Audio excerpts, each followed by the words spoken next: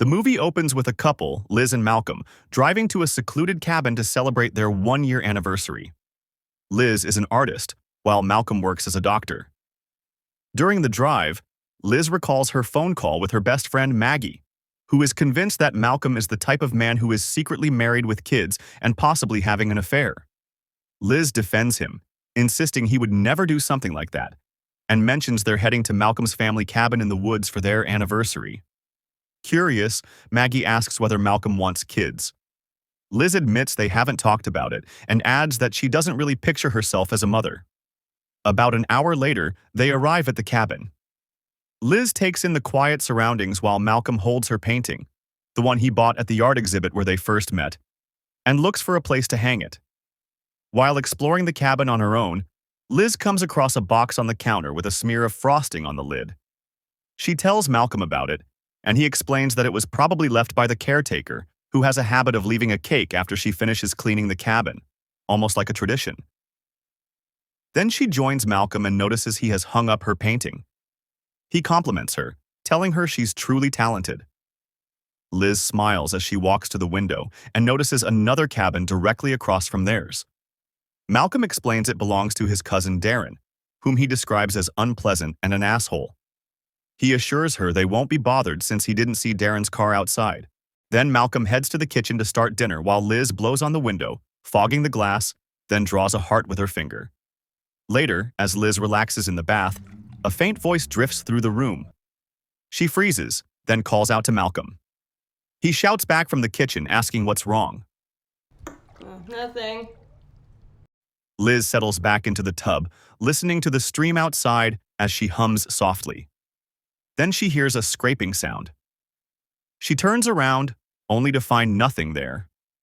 That night, the two sit down for dinner, and their conversation quickly turns playful and flirty. Just as they're enjoying each other's company, the doorbell rings. Malcolm goes to check and returns, whispering that it's his cousin. Liz isn't in the mood for company, but Malcolm lets him and his date anyway.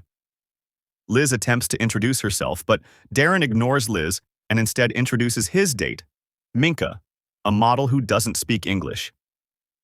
Liz immediately notices that Minka looks dazed, almost drugged, and Darren confirms her suspicion, casually mentioning that Minka likes Molly. Then Darren asks Malcolm if they can talk privately, and the two step away to another room. Left alone, Minka glances at the cake box and mutters, "It tastes like shit." Before Liz can ask what she means, Darren returns and tells Minka they need to leave. Before leaving, Darren tells Malcolm that Liz looks like a keeper and tells him not to wait too long. After they're gone, Malcolm checks on Liz. She admits she's upset about being treated like an object. Malcolm apologizes for Darren's behavior, calling him an empty box. Liz responds that the box inside her isn't empty. Malcolm agrees, saying it's filled to the brim, and adds that's one of the reasons he loves her.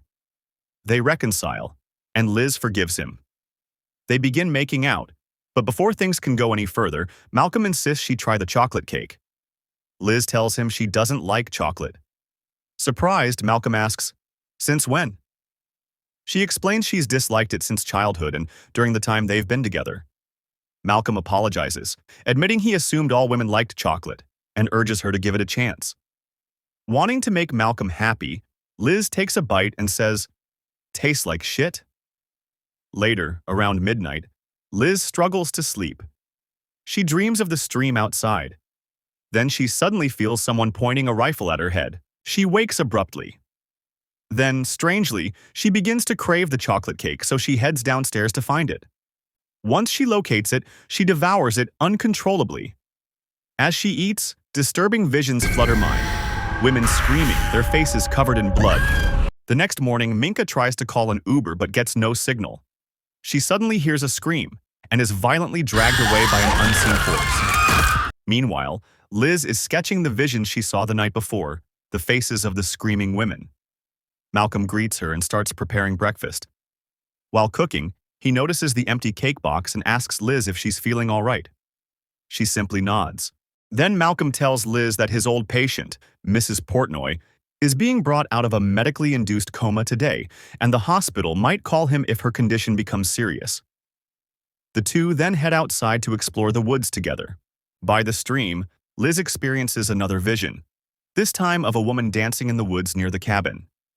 She then notices a locket in the water. She opens it, examines it, and eventually decides to wear it. Later, Malcolm receives a call from the hospital and immediately tells Liz that he needs to head back to the city because his patient is in critical condition. Malcolm promises to be back by 6 or 7. Liz understands and tells him to go.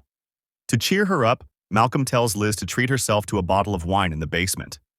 He apologizes again, but Liz reassures him it's fine. After Malcolm leaves, Liz touches the locket and then drops it. The moment it falls, she suddenly feels like she's drowning, unable to breathe. Then, just as quickly, she can breathe again. Later, with nothing else to do, Liz calls her best friend. Maggie playfully asks Liz if the cabin looks like a fortress. Hardly, Liz replies. She explains that the only lock in the entire cabin is on the bathroom door, and there aren't even blinds on the windows. She also mentions feeling strange, almost as if she's eaten a mushroom. As they talk, Liz notices a figure moving about in the opposite cabin. Maggie then asks about Malcolm.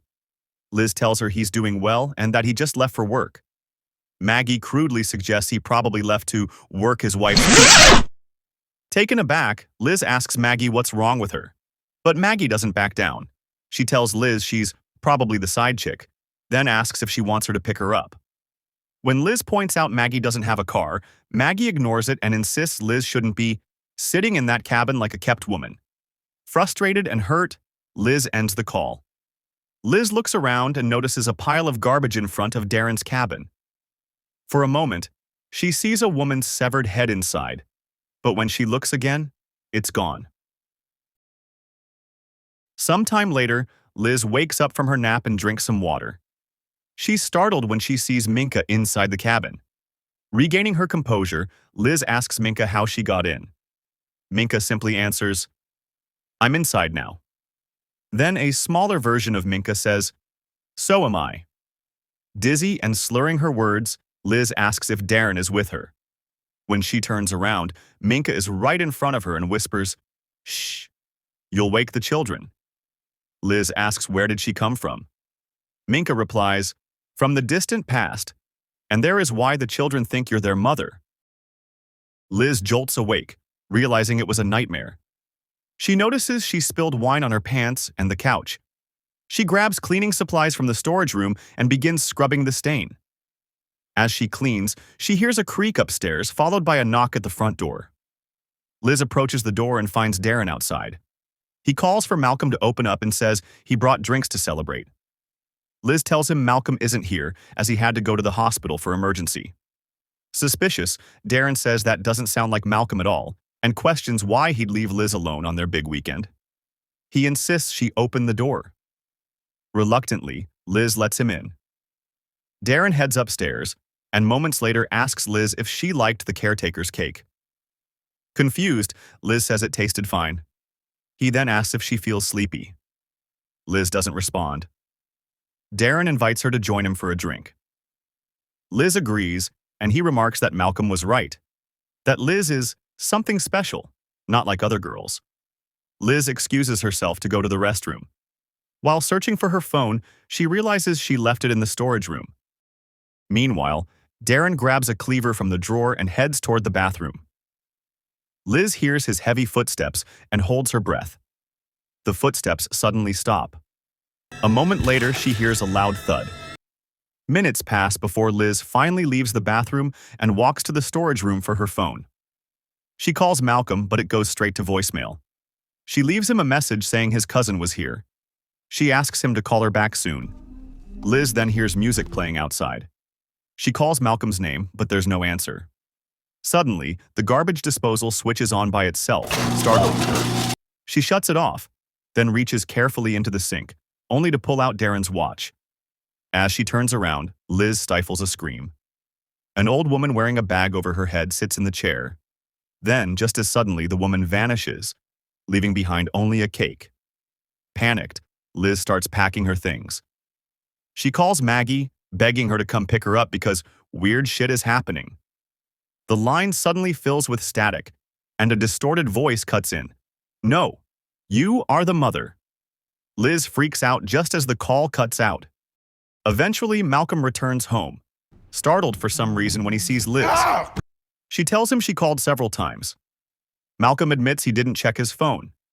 Liz insists someone was inside the house and says she's leaving. Malcolm asks who she saw. Liz describes an old woman with a bag over her head and asks if that's the caretaker. Malcolm confirms that she is. Liz then tells Malcolm that Darren stopped by, left his watch in the sink, and left. He seemed pretty fucking surprised that I was here too. Liz starts gathering her things, saying the cabin just isn't for her. Malcolm nods sympathetically and asks her to stay just one more hour so he can drive her home. Liz agrees, but asks him to check the house to make sure no one else is inside. Malcolm gladly obliges. A few minutes later, he returns with a bottle of wine and apologizes again for leaving her alone at the cabin. "Because you're a dick," Liz jokes, still annoyed. Malcolm nods sheepishly. They make up once again. Liz playfully calls him a liar for promising to return at 6 but showing up much earlier. Malcolm shrugs, saying, "There was no traffic on the bridge." Curious, Liz asks if Mrs. Portnoy is doing better. Malcolm, slightly buzzed, looks confused and asks, "Who?" Then he quickly covers by saying the patient died with her daughters at her side. Liz realizes he's lying and excuses herself to the bathroom. Inside, Liz tries to steady herself. Malcolm knocks gently and says they can talk things through. Assuming Malcolm is married, Liz confronts him about it, but he denies it. Then Liz hears a faint wail. She looks down and sees a photograph lying on the floor. It's Malcolm, standing beside a woman and 2 children. Malcolm opens the bathroom door easily, commenting that it doesn't really lock. Liz holds up the photo and demands to know who the woman is. Malcolm simply says, "It was a long time ago." When she tells him she's leaving, Malcolm replies that he can't let her go and asks her to join him in the living room. There, Malcolm tells Liz that he never wanted her to suffer and that he truly loves her. He says what's about to happen is the most beautiful act of love a person can commit. Horrified, Liz begs him to go back to his family and leave her alone. Malcolm ignores her, explaining that he thought she would only take a bite of the chocolate cake, enough to knock her out. But instead, she devoured the entire thing. That's when he knew she was special. He goes on to talk about the women Liz keeps seeing around the house, admitting that he doesn't actually know what they are. Malcolm then reveals that when he and Darren were teenagers, 200 years ago, they saw a pregnant woman trespassing on their father's land, which included this very cabin. He adds that the woman looked exactly like Liz. He and Darren often watched her, naked and dancing near the river. One day, they shot her in the leg, dragged her to the pig pen, and left her to die, along with the bastard child she was carrying. Days later, when they returned to check on the woman, they discovered she had given birth to strange creatures. Malcolm eventually killed her, realizing she was a witch. The creatures then offered Malcolm and Darren eternal life in exchange for sacrifices. Trembling, Liz begs him to let her go and reminds him that he said he loved her. Malcolm nods and explains that's exactly why he left earlier. There was no hospital emergency. He just didn't want to be there while Liz suffered. Then he adds, almost calmly, "When you die, I get to live a little longer." Liz hears a creaking noise upstairs. Panic surges, and she bolts for the exit, trying every door, but they're all locked. She grabs her phone and tries to power it on, but it won't respond.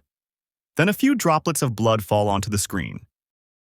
Desperate, Liz attempts to climb down the side of the cabin to escape. But when she sees the creatures watching her from above, she loses her grip and falls. We then flash back to the moment Liz opened the locket earlier.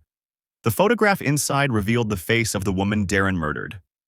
Meanwhile, Malcolm gathers Liz's personal belongings into a box, adding them to his collection of prior victims. In a chilling tone, he introduces Liz to his other victims. In the basement, Liz slowly regains consciousness and sees strange, pale creatures shifting in and out of the shadows. One of them is holding the preserved head of the witch, the same woman Liz saw in her visions. Terrified but unable to look away, Liz whispers, "Who are you?" The creature replies, "We are your children." Because Liz resembles the murdered witch, their mother, they believe Liz is her returned form. The creatures begin to surround her, embracing her with a mixture of awe and longing. Overwhelmed, Liz lets out a shaky laugh as they wail with joy at her presence. Upstairs, Malcolm hears the commotion and assumes the creatures are killing Liz. He cranks up the music to drown out the noise, unaware of what's actually happening below. By the next morning, Malcolm awakens coughing violently. He has aged overnight, his skin sagging, his hair gray, his vision nearly gone. When Liz approaches him, he recognizes her only by her voice. Weakly, he asks what the creatures did to her. "They asked me to stay," Liz answers calmly. Malcolm insists that the land and everything on it belongs to him. Liz ignores his protests and brings him a piece of the chocolate cake he once urged her to eat. Malcolm refuses at first, but Liz is persistent, gently forcing him to take a bite. Defeated, he swallows it. "I loved you," Malcolm gasps. Liz gently pats his head. "I'm sure you said that to a lot of girls." Then, she releases Malcolm headfirst into the vat of thick honey. His face sinks beneath the surface, and he suffocates and dies.